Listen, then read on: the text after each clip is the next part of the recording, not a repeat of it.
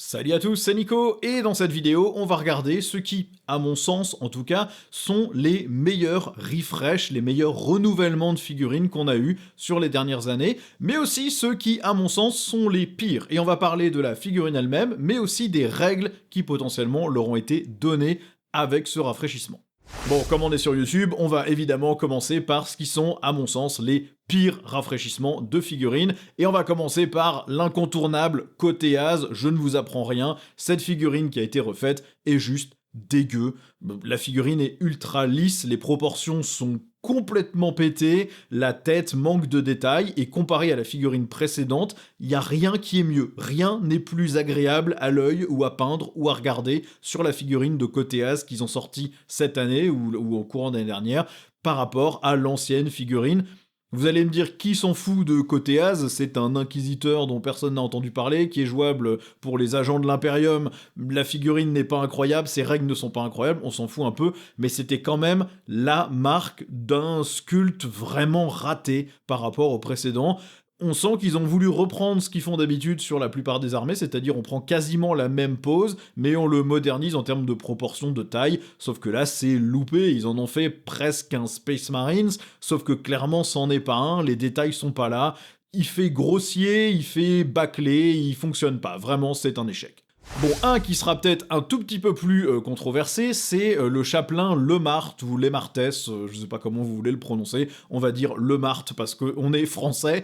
Personnellement, je trouve que cette refonte est loupée. La pose qu'il avait avant était très dynamique, hein, c'est quand même un mec à réacteur dorsal, quasiment tous les mecs en armée Space Marine à réacteur dorsaux sont très dynamiques, ils sont soit en train de prendre leur envol, soit en train d'atterrir, soit en train de voler directement, alors toujours avec ce petit bout de truc sous le pied qui est infiniment mieux que tous les socles volants qu'ils ont jamais proposés, sauf le Mart, lui, il a une posture comme s'il allait décoller, sauf que du coup la pose est ultra statique par rapport à ce qu'on a ailleurs dans l'armée. Si vous le mettez côte à côte avec des intercesseurs à jump pack, bah vous voyez bien que clairement ça passe pas quoi, il a une pose qui est pas dynamique du tout.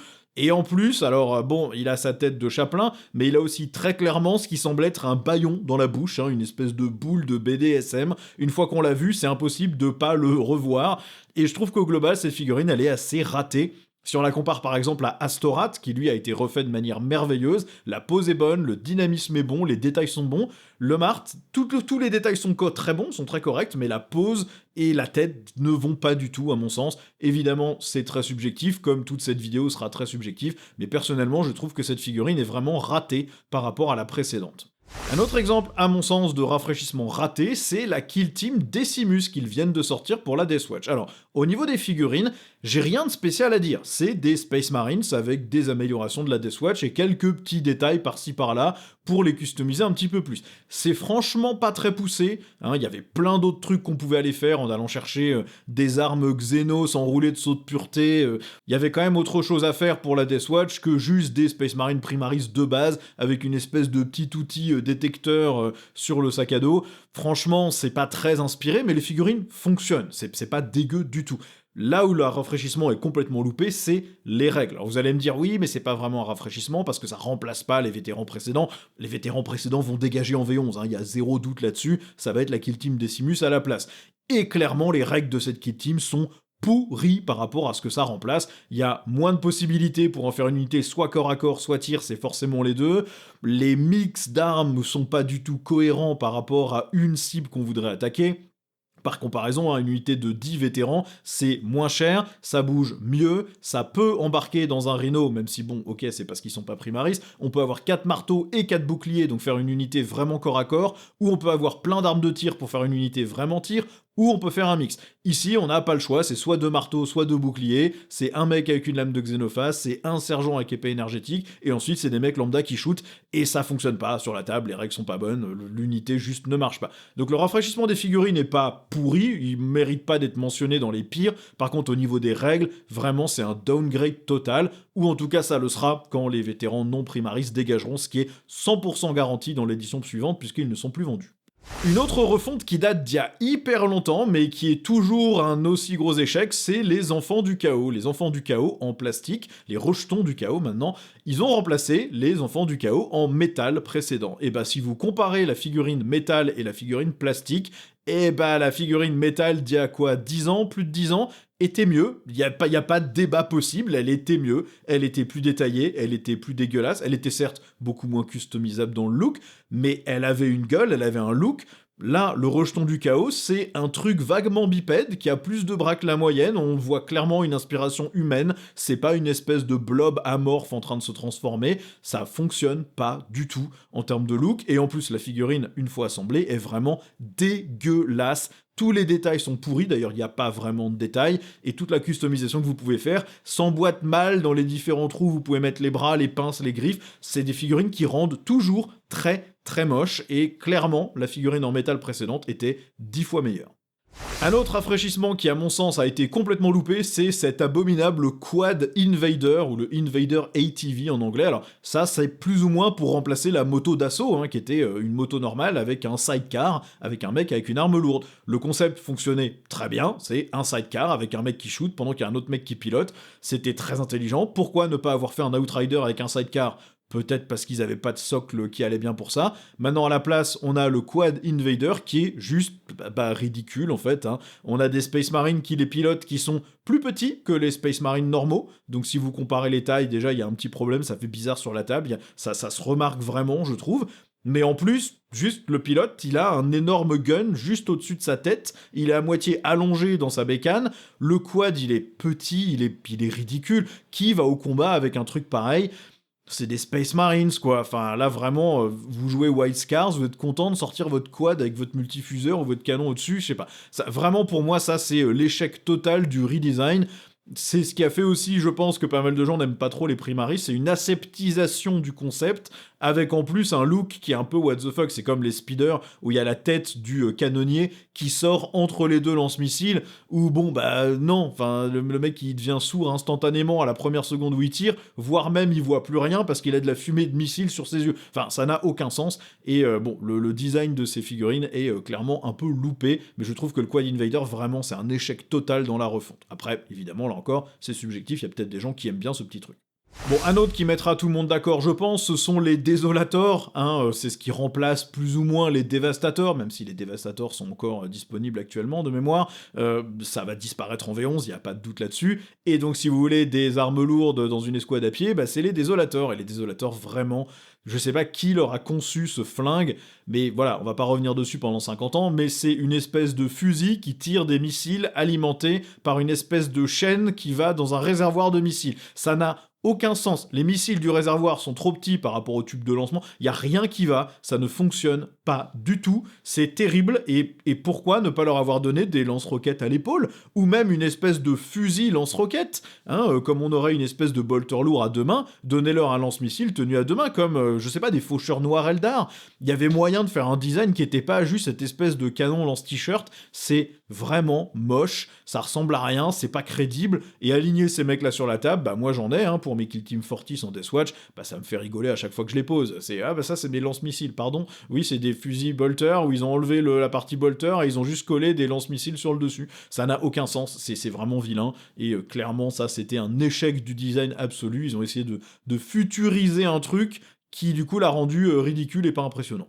Bon, les joueurs Blood Angels me tueront si je ne mentionne pas la garde sanguinienne dans ces rafraîchissements les plus loupés. Alors, moi personnellement, je trouve que les figurines de la garde sanguinienne fonctionnent pas trop mal. Maintenant, je suis d'accord que sans les ailes, c'est pas la même tronche, c'est quand même des unités qui sont censées matérialiser les ailes de leur primarque.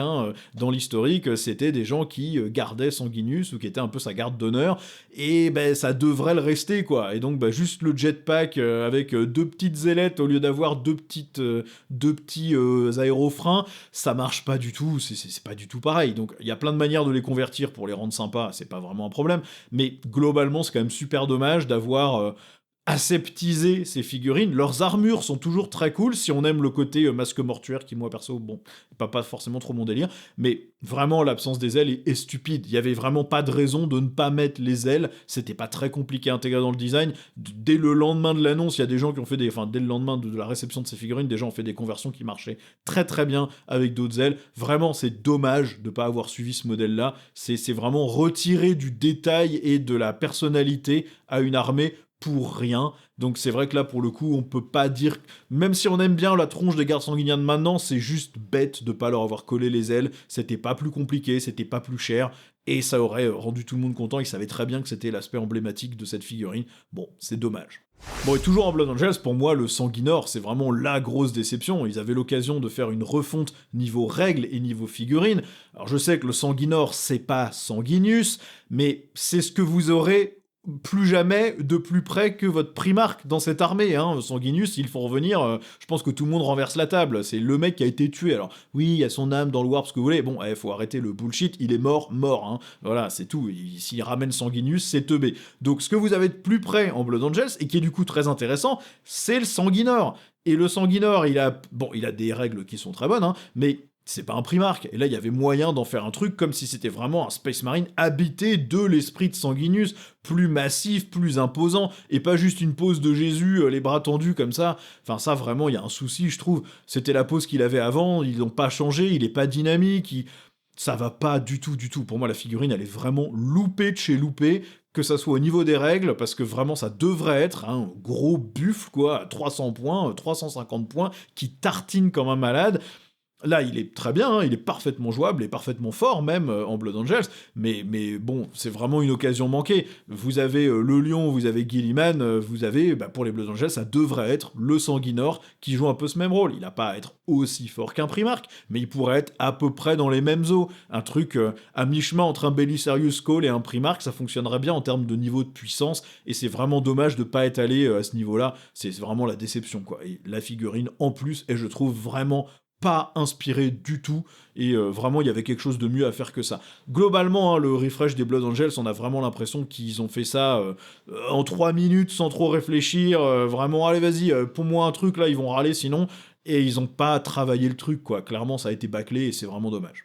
Bon, le dernier refresh que je trouve qui a été vraiment loupé, c'est les exo-armures stealth pour les taux. Pas pour les figurines, les nouvelles figurines sont magnifiques, mais pour les règles sont juste super dommages. Au lieu de pouvoir les jouer par 3 à pas cher en pièces utilitaires, vous êtes obligé de les jouer par 5 à plus cher. Vous gagnez de la létalité qui sert pas à grand chose sur la table parce que c'était pas pour ça que vous les jouiez. Vous pouvez plus vous replier et cibler comme vous le faisiez avant. Enfin, il y a vraiment, c'est vraiment dommage quoi. Il y a une grosse occasion loupée là, au niveau des règles, c'est super dommage de les avoir traitées comme ça. C'est concrètement un nerf pour l'armée taux, alors qu'ils en avaient pas du tout besoin, mais c'est super dommage parce que justement on va passer au plus beau refresh je trouve, au meilleur rafraîchissement de figurines, et les stealths en font partie à mon sens. Le nouveau modèle, il est 10 fois au-dessus que l'ancien. L'ancien c'était le Big Daddy de BioShock, c'était une espèce d'énorme torse qui sert aussi de tête, avec 2 petits bras et 2 petites jambes qui sortent, c'était un monsieur patate, c'était, en tout cas personnellement je trouvais que c'était vraiment pas beau et loupé, même par rapport aux toutes premières stealths en métal qui étaient beaucoup plus stylées. Bon bah là on retourne sur un truc qui est à mi-chemin entre les toutes premières stealths et la Ghost Kill, c'est au top, les figurines sont super belles, c'est juste dommage que les règles aient été vraiment mal écrites et nerfées par rapport à ce que ça faisait avant, ça n'a aucun sens. Une autre fonte que j'ai trouvé super en tant que joueur Drukhari, eh bien c'est l'Archonte, hein, puisque vous allez voir la figurine, vous allez vous dire, bon, il a rien de spécial, c'est un guerrier kabbalite avec une autre tête et puis un petit peu plus de déco. Quand vous le comparez au précédent, c'est là que vous comprenez pourquoi ce rafraîchissement est vraiment très réussi.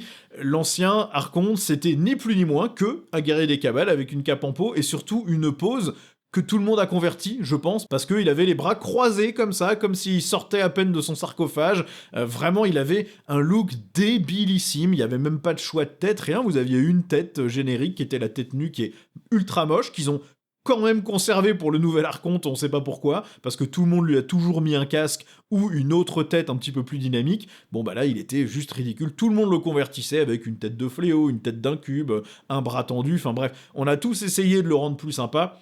Ça restait une toute petite figurine, pas imposante, pas menaçante, un peu ridicule, et clairement, le nouveau, même s'il reste relativement simple, est beaucoup plus cool, beaucoup plus stylé, plus d'options, plus sympa. Donc là, pour moi, c'est une franche réussite dans les rafraîchissements, parce que vraiment, les Drukhari avaient besoin de beaucoup plus que ça, mais au moins, ce qu'ils nous ont donné a de la gueule. Une autre refonte très réussie, c'est pour les taux, c'est les Vespid, hein, qui, bon, en avaient bien besoin, puisque les figurines de Vespid qu'il y avait avant, c'est les mêmes que moi quand j'ai commencé à jouer les taux, quand j'avais peut-être 12 ans, ou un truc comme ça. Donc clairement, c'était nécessaire de leur faire quelque chose. Elles étaient peut-être passées du métal au finecast, mais c'était quand même des super vieilles figurines. Bon, les nouveaux Vespid, ils sont méga classieux, ils sont super imposants, ils sont même dérangeants en termes de look insectoïde affreux, leurs armes sont stylées, ils font un peu flipper sur la table. Alors, on les voit pas tant que ça dans la plupart des listes, alors que bon, c'est quand même une unité que je trouve moi personnellement pas trop mauvaise, mais on les voit pas vraiment, j'ai l'impression. Par contre, les figurines sont dingos. Là, vraiment, je trouve que c'est une super réussite. La refonte des croûtes aussi est plutôt bonne, hein. Les Croûtox, les saccageurs, le mec sur sa salamandre, tout ça, c'est au top, mais ça, c'est plutôt des additions, hein. Le seul truc qu'ils ont changé ou remplacé, c'est les croûtes de base, qui pour moi, les nouvelles figurines sont quasiment des copier-coller des anciennes, honnêtement je trouve pas que ça soit vraiment très différent. Par contre effectivement les chevaucheurs de Croûtox avec le canon sont beaucoup mieux maintenant qu'auparavant, et les nouveaux Croûtes sont terribles, mais c'est pas des rafraîchissements, c'est des nouvelles figurines.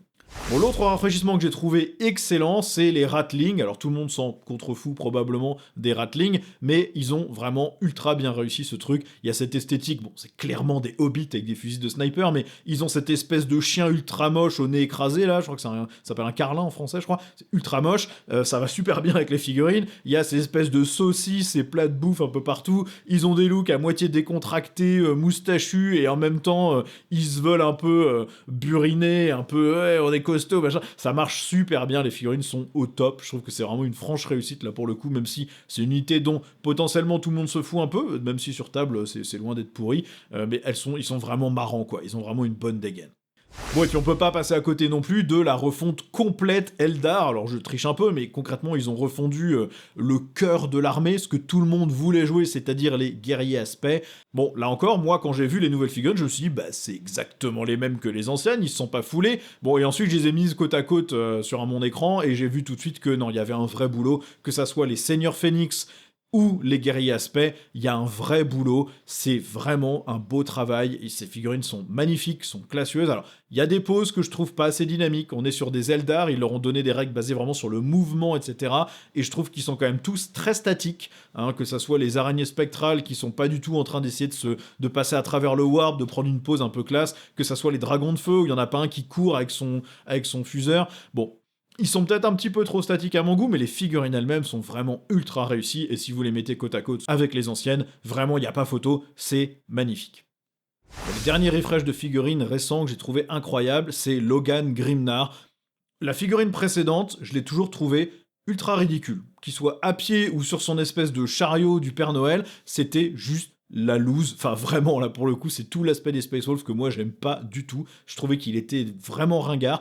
La nouvelle figurine, elle fait flipper physiquement, quoi. Le gars, il est énorme, il est massif, il a une démarche lourde en mode « je vais t'éclater la face », il a ses deux loups aux pieds, il est surélevé. C'est un peu la même pose que le lion, hein, où on voit qu'il est en train d'avancer sur vous en mode « toi, t'es mort, mon pote ». Et bah, c'est vraiment pareil avec Logan Grimnar, je trouve qu'il y a vraiment un look, ses cheveux un peu qui cachent le visage, la barbe, la grosse armure lourde, les loups, l'arme, enfin vraiment, il y a tout qui va bien dans le côté ultra menaçant, et je trouve que là, c'est vraiment une grosse réussite par rapport à la figurine précédente que je trouvais vraiment, enfin, quelqu'un me l'a posé sur table en face, je commençais à ricaner doucement, alors, il faisait pas trop rire sur table, mais globalement, la figurine, juste non, enfin, pas possible, quoi. Le traîneau du Père Noël sur un champ de bataille du 41e millénaire, c'est juste non, absolument pas. Là, maintenant, il fait ultra peur. Je trouve qu'il est bien massif, bien imposant, ça marche très bien. Bon, en tout cas, je vais m'arrêter là. Dites-moi en commentaire, est-ce que vous êtes d'accord avec mon opinion là-dessus ou pas du tout? Et puis, qu'est-ce que vous pensez qui devrait être rafraîchi en priorité, en tout cas, dans les différentes gammes de Games Workshop? Quelle armée a besoin du plus de choses? Quelle figurine vous trouvez a été rafraîchie, loupée? Laquelle a été rafraîchie, réussie, au contraire? Et puis, au niveau des règles qui ont été données sur ces rafraîchissements, qu'est-ce qui vous a parlé ou pas du tout? On échange là-dessus en commentaire, comme d'habitude. Je termine là-dessus en vous rappelant que si vous voulez acheter la moindre de ces figurines, eh bien, vous avez un lien en description pour aller sur le site de My Hobby Place. Si vous cliquez dessus ou que vous sélectionnez ma chaîne au moment de payer, eh bien, non seulement vous achetez vos figurines moins chères que chez Games, mais en plus, ça me reverse à moi une petite commission qui me permet de continuer à faire ces vidéos. Merci à tous d'avoir regardé et je vous dis à la prochaine pour une nouvelle vidéo. Ciao!